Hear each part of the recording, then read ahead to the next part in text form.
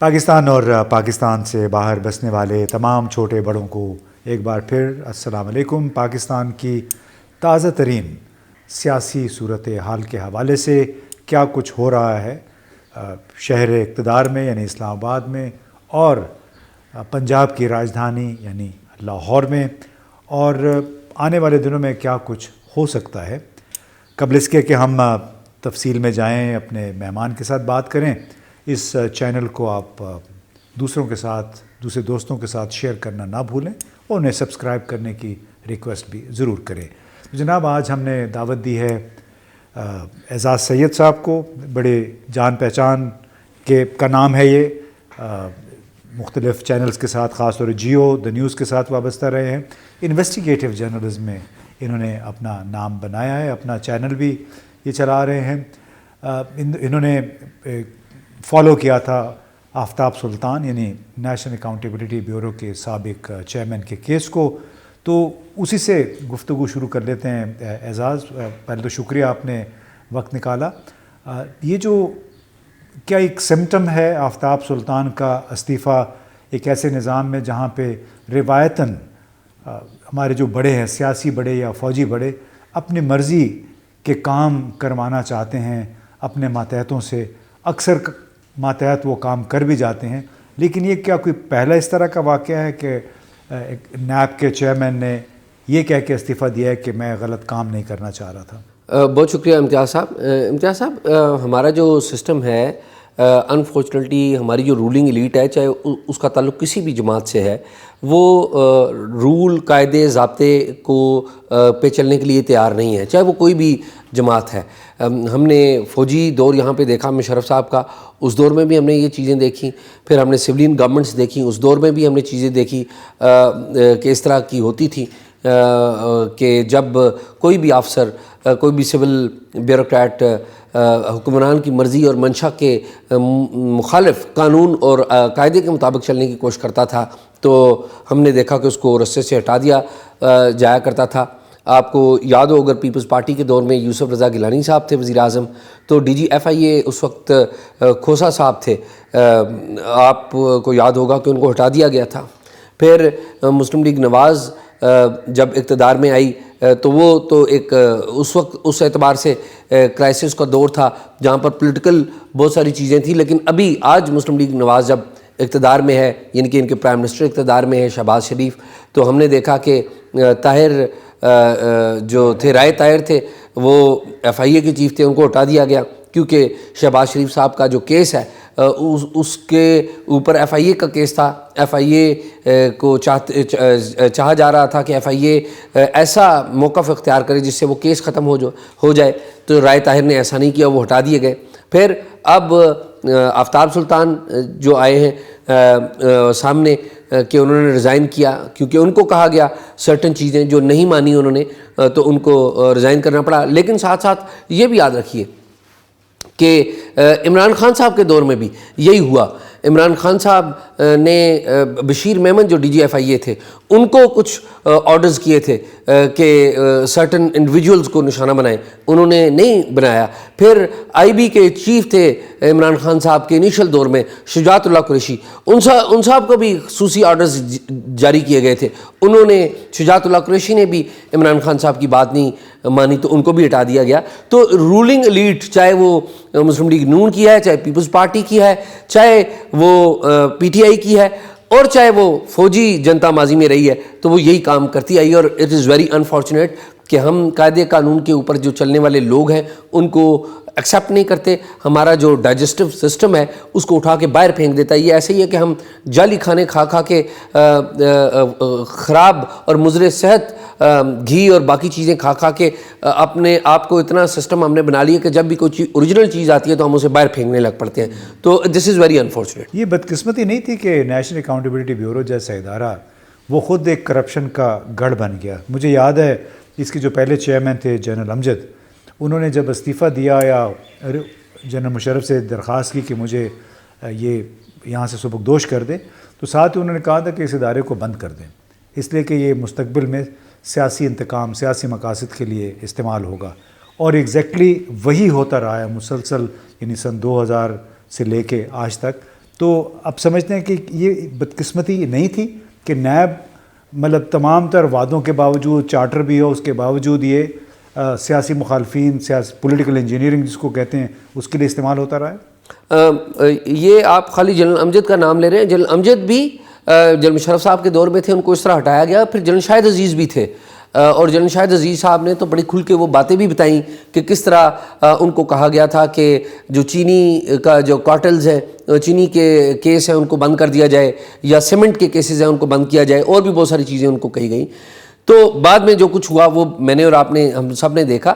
یہ بدقسمتی ہے کہ جو نیب ہے، نیب کا جو ادارہ ہے انفارچونیٹلی ایک کمپرومائزڈ ادارہ بن چکا ہے. وہ کمپرومائزڈ ادارہ اس لیے بن چکا ہے کہ شروع میں جو ملٹری گورنمنٹ تھی انہوں نے نیب کے ادارے کو استعمال کیا. مشرف صاحب نے، انہوں نے پیپلز پارٹی پیٹریاٹ بنائی. جب پیپلز پارٹی کی دور حکومت آئی 2008 میں، تو انہوں نے نیب کو غیر مؤثر بنا دیا. نیب کو ایک ایسا سربراہ، نیب کے ایک سکسیسو سربراہ بنائے جو کہ جن لوگوں پر کرپشن کے الزامات تھے ان کو تحفظ دیتے رہے. پھر مسلم لیگ نون کے دور میں قمر زمان چودھری صاحب آئے تو نیب نے پولیٹیکل ریسٹ تو نہیں کی، کچھ کام کیے، لیکن جو کہیں کہ بہت بڑے کام کیے تو وہ بڑے کام نہیں تھے. عمران خان صاحب کے دور میں، نون لیگ کے آخری دور میں، شاہد خاقان عباسی صاحب نے جاوید اقبال صاحب کو مقرر کیا تھا چیئرمین نیب. تو یہ کی جا رہی تھی کہ عمران خان صاحب بھی ان پہ تنقید کرتے ہیں، تو یہ کی جا رہی تھی کہ عمران خان صاحب بھی ان پہ تنقید کرتے ہیں، اور عمران خان صاحب اقتدار میں آئیں گے تو جاوید اقبال صاحب کو ہٹا دیں گے. لیکن جب عمران خان صاحب نے اقتدار میں آئے تو اسی جاوید اقبال کو، جسٹس ریٹائرڈ جاوید اقبال کو، نہ صرف کنٹینیو کیا بلکہ آگے بڑھانے کی بھی کوششیں کی گئیں. لیکن اس کو چیئرمین نیب کو برخاست کیا جا سکتا ہے قبل از وقت؟ بالکل. چیئرمین نیب کو جو سپریم جوڈیشل کونسل میں ریفرنس بھیجنے کے بعد اگر کیس ثابت ہو جائے تو بالکل بھجوایا جا سکتا ہے. بالکل اس کو گھر بھیجنے کا وہی طریقہ کار ہے جو ایک جج کو گھر بھیجنے کا طریقہ کار ہے. بالکل بھجوایا جا سکتا ہے، لیکن there are many other ways to send them home. اور اگر وہ خود ریزائن کرتے جیسا آفتاب سلطان نے کیا ہے تو وہ بھی ہمارے سامنے. دوستو، یہ بڑی ایک دلچسپ بات ہے کہ پاکستان میں بگاڑ اس لیے بھی پیدا ہوا کہ اعلیٰ ترین سطح پہ بھی اداروں کو یا افراد کو اپنی پوزیشن کو غلط استعمال کیا جاتا ہے. جنرل پرویز مشرف کے زمانے میں ایک دفعہ راولپنڈی میں وہاں سے جعلی امریکی دوائیاں پکڑی گئیں، اور وہ امریکی سفارت خانے کے لوگوں نے خود پکڑی جا کے، اور پھر اس وقت کے وزیر اعظم شوکت عزیز سے کہا کہ اس کے خلاف آپ کارروائی کریں. شوکت عزیز نے وہ بات جنرل پرویز مشرف کو بتائی، اور جنرل پرویز مشرف نے پھر حکام سے یہ کہا کہ اس کیس کو ہم کس طریقے سے چھپا نہیں سکتے، اس لیے کہ وہ ہمارے دوست ہیں. یعنی وہ کیمسٹ جو مالکان تھے وہ ان کے دوست تھے، لہٰذا غلط کام کرنے کے باوجود اس کے اوپر، جیسے پنجابی کہتے ہیں، مٹی ڈالنے کی کوشش کی گئی. تو اب پاکستان اب کس سمت میں جا رہا ہے؟ اگر یہ آپ کو کوئی امید نظر آتی ہے کہ جو موجودہ حکومت ہے یہ تو اس وعدے پہ آئی تھی کہ ہم حالات کو بہتر کریں گے، کیا یہ ہائی مورل گراؤنڈ لے کے جو کچھ غلط کام ہوئے پچھلی حکومتوں میں اس کو نظر انداز کر کے آگے نہیں موو کر سکتے؟ امتیاز صاحب، پاکستان کے حوالے سے امید کی جو بات آپ کر رہے ہیں کہ موجودہ گورنمنٹ آئی تھی اور یہ آگے بڑھے گی ہائی مورل گراؤنڈ سے، میرا نہیں یہ خیال کہ یہ ہائی مورل گراؤنڈ ان کی کوئی اتنی زیادہ باقی رہ گئی ہے. جس طرح کی طرز حکومت شہباز شریف صاحب نے متعارف کروا دی ہے، یا ان کے جو ساتھیوں نے 87 ممبرز کی کیبنٹ، اتنی بھاری بھرکم انہوں نے کیبنٹ رکھ دی ہے. بے شک ان میں سے کئی لوگ پرکس اینڈ پریولیجز نہیں بھی لیتے، لیکن بہرحال ون وے اور دی ادر وہ حکومت کے اوپر اور سرکاری خزانے کے اوپر بوجھ تو ہیں، کیونکہ وہ آتے ہیں اپنے دفاتر میں بیٹھتے ہیں، ان سے لوگ ملنے والے آتے ہیں، اور بھی بہت سارے جو کام ہے وہ کرتے ہیں جن کے اوپر سرکار کے پیسے خرچے ہوتے ہیں. لیکن آؤٹ پٹ کیا ہے؟ آؤٹ پٹ یہ ہے کہ ملک کی معاشی صورتحال ٹھیک نہیں ہے، اور معاشی صورتحال ٹھیک نہ ہونے کو یا معاشی صورتحال کو ٹھیک کرنے کے لیے آپ کو IMF کے پاس جانا پڑ رہا ہے. ماضی میں بھی حکومتیں جاتی رہی ہیں, لیکن کیا لوگوں کو آپ مطمئن کر سکے ہیں؟ کیا آپ امیروں کے اوپر ٹیکس لگا سکے ہیں؟ کیا آپ نے ٹیکس نیٹ کو وسیع کر دیا ہے؟ آپ کے پاس وہی لوگ تھے جن کو پہلے آپ ٹیکس کر رہے تھے, انہیں کو آپ دوبارہ ٹیکس لگا رہے ہیں. تو میرا نہیں خیال کہ ہائی مورل گراؤنڈ باقی رہ جاتی ہے. میرا یہ خیال ہے کہ جو گورنمنٹ ہے وہ ود ایوری پاسنگ ڈے وہ زیادہ ان پاپولر ہو رہی ہے, اور یہ ایک پارٹی پاپولر نہیں ہو رہی, ان پاپولر نہیں ہو رہی. یہ تمام کی تمام پارٹیاں جو کہ اس وقت گورنمنٹ میں موجود ہیں وہ ان پاپولر ہو رہی ہیں. چلیں یہ بتائیں کہ اب یہ غیر مقبول ہو رہی ہے تو اس کی ایک وجہ آپ سمجھتے ہیں کہ جو ایک بڑا انوکھا پہلو ہے پاکستان کی سیاست کا, آڈیو لیکس, چاہے وہ جرنلسٹ ہے, جرنیل ہیں, جج ہیں, سیاستدان ہیں, سب کے بارے میں کہا جا رہا ہے. بلکہ خود تو سابقہ جو فوج کے سربراہ تھے انہوں نے بھی کہا کہ ان سے منسوب کی گئی ہے یہ بات کہ میرے پاس بھی بڑی ٹیپس ہیں عمران خان کی. تو اس کے بارے میں کیا خیال ہے؟ یہ آپ تو کافی ساری چیزوں کے رازدان بھی ہیں. امتیاز صاحب, جو ٹیلی فون ٹیپنگ ہے وہ تو غیر قانونی ہے اور غیر اخلاقی بھی ہے. غیر اخلاقی اور غیر قانونی یہ میرے اور آپ کے کہنے سے نہیں ہے, یہ سپریم کورٹ آف پاکستان کے آرڈرز اس کے اوپر موجود ہیں. آپ کو یاد ہوگا ارلی 90s میں, مڈ 90s میں ایک فون ٹیپنگ کا کیس آیا تھا. پھر مشرف صاحب کے دور کے دوران بھی ایک فون ٹیپنگ کا کیس آیا تھا, اس میں بھی جج صاحبان کی کیسٹس تھیں. تو یہ جو ٹیپنگ ہے یہ تو ٹھیک کام نہیں ہے, اس میں تو کوئی دوسری رائے نہیں ہے. ٹیپنگ ہمارے ہاں کون کرتا ہے یہ بھی آپ کو پتہ ہے, ہمیں بھی پتہ ہے کہ یہ اسٹیبلشمنٹ کے جو خفیہ ادارے ہیں انہی کے اوپر انگلی اٹھائی جاتی ہے کہ وہ کرتے ہیں, اور کیپیسٹی بھی انہی لوگوں کے پاس ہوتی ہے, اس میں بھی کوئی دوسری رائے نہیں. اب جو ٹیپنگ ہو رہی ہے یہ تو غلط کام ہو رہا ہے. کیا ہماری جو پولیٹیکل لیڈرشپ ہے, ججوں کو بھی دھمکیاں مل رہی ہیں کہ ان کی بھی ٹیپیں موجود ہیں؟